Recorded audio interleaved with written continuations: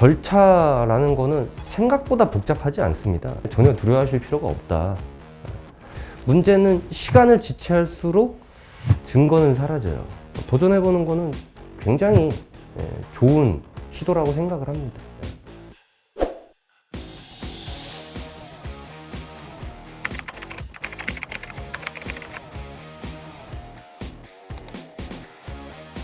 저는 지금 변호사랑 노무사로 일을 하고 있고, 이 산재를 진행할 때는 뭐 여러 가지 자료가 필요하지 않습니까? 그런 유족이나 혹은 제 당사자분들이 스스로 준비하기가 어려운 게 사실일 테니까 그런 것들을 이제 주로 안내해 드리는 거죠.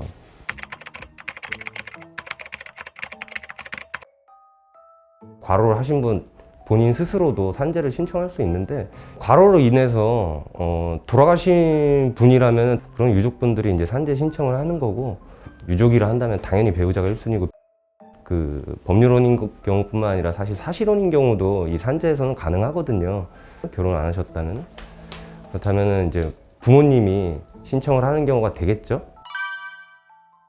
병명으로 치자면은 뇌경색, 심근경색, 뭐 지주막하, 출혈, 일단은 병명이 요런 몇 가지 해당되는 것들이 있고요. 아, 이 사람이 만성적으로 혹은 급격히 데미지를 받았겠구나 라고 해서 이런 병명이 생겼다, 그래서 이런 병명이 생겨서 사망에 이르렀다 라고 한다면은 주로 우리가 표현하는 이제 과로사에 해당하는 걸로 그렇게 보는 겁니다.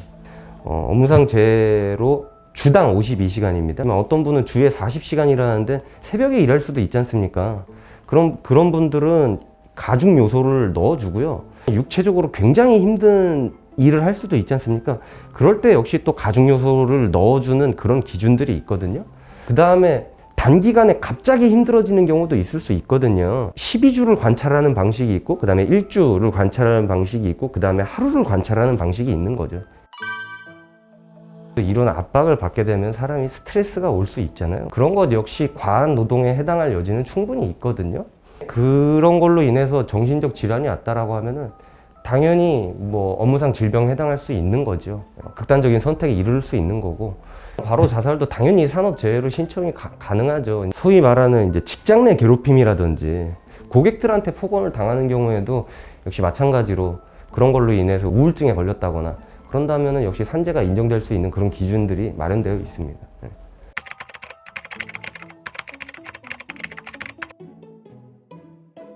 보험급여를 청구해서 이거를 받아들여지는 걸 산재 승인이라고 하는 거예요.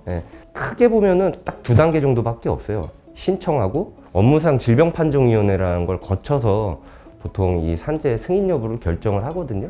근로복지공단 홈페이지를 들어가면은 일단은 신청서 같은 경우는 누구나 쉽게 다운로드 받을 수 있도록 되어 있거든요. 전체적인 기간은 한 6개월에서 혹은 1년 정도라고 이제 생각을 하시면 됩니다. 근데 그게 딱 정해진 기간은 없고요. 뭐 여러 가지 자료를 수집하는 과정에서 사실 뭐 3개월, 4개월 정도는 기본적으로 소요될 수 있고요. 산재 신청을 하면은 빌판에 넘기는 게 뭐 최소한 한 3, 4개월 정도는 걸린다고 봐야 돼요. 담당 직원이 자료를 본 다음에 아, 이런 부분은 좀 부족할 것 같다라고 보완을 좀 해보는 게 어떠냐는 취지로 얘기할 때가 상당히 많아요. 뭐 자료를 더 보강하는 기간이 또 중간에 또 뭐 한두 달 더 소모되는 거고, 그런 다음에 이제 질판이로 넘어갔다라고 하더라도 신청하시는 분들이 상상 이상으로 많을 수 있거든요. 그리고 거기서 또 몇 달이 걸립니다.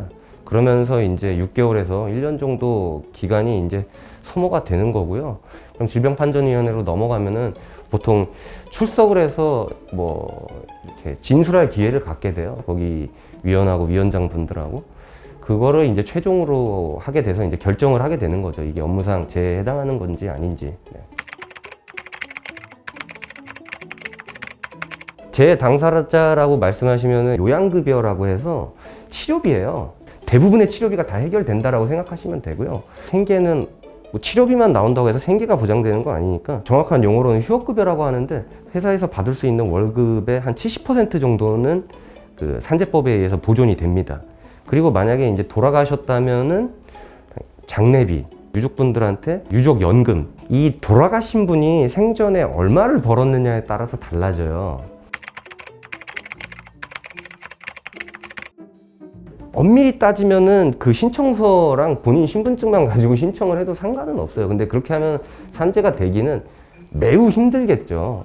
매우 힘들 테니까 일단은 뭐 제 당사자라고 한다면은 기본적으로 뭐 이제 진단서도 필요할 테고 재해를 당한 경위를 좀 구체적으로 설명하고 싶다라고 하면은 재해 발생 경위서라는 건 사실관계를 나열한 거예요. 이분이 어떻게 입사를 하고 뭐 교대 근로를 하게 됐는데 일하는 시간이 야간 시간대였고 이런 일들이 오래 지속되다 보니까 병원에 가서 이런 진료도 받았고 이런 것들을 시간순으로 쭉 설명하는 거예요. 만약에 입증할 자료가 있으면은 거기에다가 재해 경위서 뒤에다가 다 백데이터로 보강을 하게 되겠죠. 만약에 그거를 이제 뭐 노무사나 변호사 같은 전문가가 조금 도와준다고 한다면은 이게 산재 인정 기준 어디에 부합하니까 산재를 인정해달라라는 취지를 거기에다 더하게 되는 거죠. 거기에다가 이제 유족이라면은 유족이라는 걸 입증할 수 있는 자료가 있어야 될 거 아니에요. 그럼 가족관계 증명서가 일 테고 돌아가신 사망 진단서도 있을 거고 그다음에 그분이 부검을 했다면은 그런 부검 결과지가 있을 거고 가장 복잡한 과정은 그 증거를 어디서 확보하느냐라는 거예요. 과로사 같은 경우는 역시 기본적으로 이제 시간이 필요하기 때문에 그래서 이제 출퇴근에 관한 기록을 찾는 게 사실 가장 중요하죠. 어떤 회사가 출퇴근 관리가 전자적으로 전혀 안 되는 회사고 누가 도와주지 않는다라고 한다면은 사실 그 교통카드 찍은 거나 아니면 하이패스 기록이라든지 그런 걸 가지고도 출퇴근 시간을 미루어 추측해 볼 수 있지 않습니까? 정신질환으로 스스로 극단적인 선택을 하신 분들 같은 경우는 이 회사 들어가기 전에는 괜찮았다. 그분들의 친구들이나 이런 분들 진술에 의존해서 뭐 굉장히 쾌활한 성격이었고 밝은 성격이었고 이제 뭐 예를 들어서 고등학교 생활기록부라든지 그런 걸 제출하기도 합니다. 어떤 분이 이제 자살을 했는데 건강보험 기록을 보니까 혼자서 남몰래 정신병원을 다니고 있었던 거예요. 그러면은 그 기록을 보면은 보통 정신과 의사분들이 회사에 있었던 일들을 그렇게 기록지에다 적어 놓는 경우가 있어요.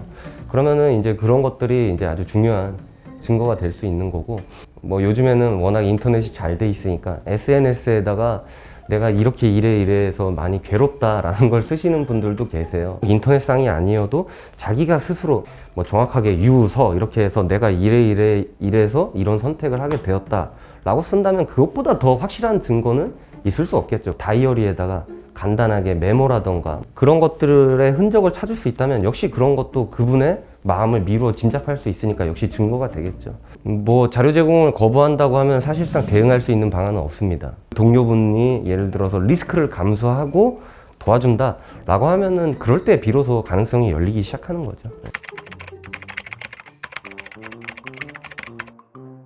이제 산재가 이제 불승인 됐을 때, 그러니까 아까 전에 급여 청구가 거절됐을 때죠. 그런 경우는 이제 보통 이제 심사, 재심사라는 과정을 거칠 수 있고요. 불승인된 거를 재심사 청구를 한다라는 거는 불승인됐다라는 게 틀렸다라는 주장이잖아요. 그러니까 이게 왜 틀렸는지를 서술을 하는 거죠. 그 사이에 만약에 증거가 더 있다라고 하면 증거를 보강하면 아주 좋겠죠. 이 심사, 재심사라는 과정을 꼭 거쳐야 되느냐라고 하면 그건 아니에요. 그 다음에 행정소송으로 넘어가도 돼요. 그 급여 청구를 다시 해도 됩니다. 급여가 이제 불승인됐다라고 해서 그 다음 단계로 가야지 라고 하면은 오히려 더 어려워지는 경우가 있을 수 있거든요. 조금 더 준비를 잘 해갖고 그냥 처음부터 다시 하는 거예요. 그게 제도적으로 금지되어 있지 않거든요.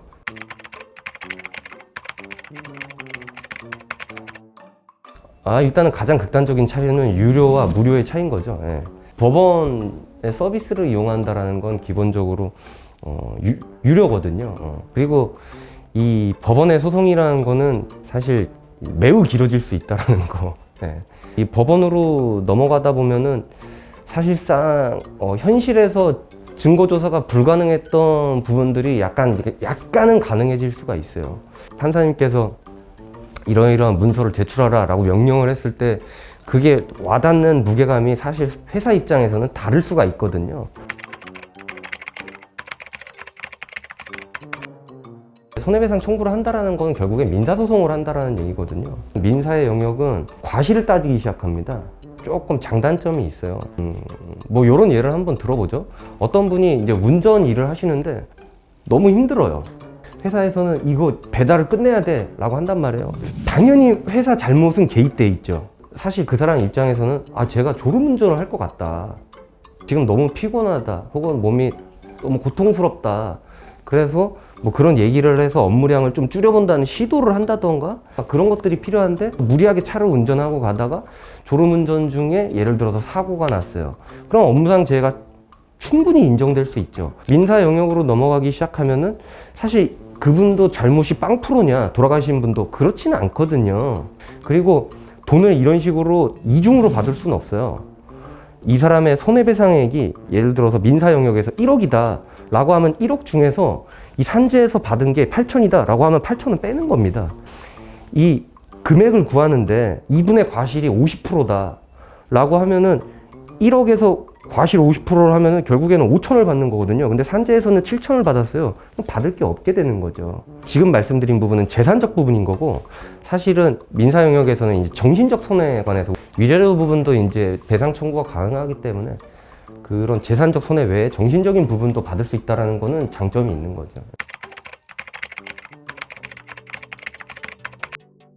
우리나라는 그 인정되는 비율은 과거에 비해서 차츰적으로 올라가고 있고, 시도를 해보는 거는 분명히 좋은 선택이라는 생각이 들고, 그리고 절차라는 거는 생각보다 복잡하지 않습니다. 문제는 시간을 지체할수록 증거는 사라져요. 동료분들도 그 친구가 막 돌아가셨을 때는 정말 도와주고 싶다가도 사람의 기억은 희미해지게 마련인데, 기간이 1년, 2년 지나면은 안 도와주고 싶을 수도 있다는 거예요. 그리고 그게 되든 안 되든 나중에 10년 지나서 그때 해볼 걸 그랬나? 라는 것보다 어쨌든 시원한 결론을 얻어낼 수 있기 때문에 도전해보는 거는 굉장히 좋은 시도라고 생각을 합니다.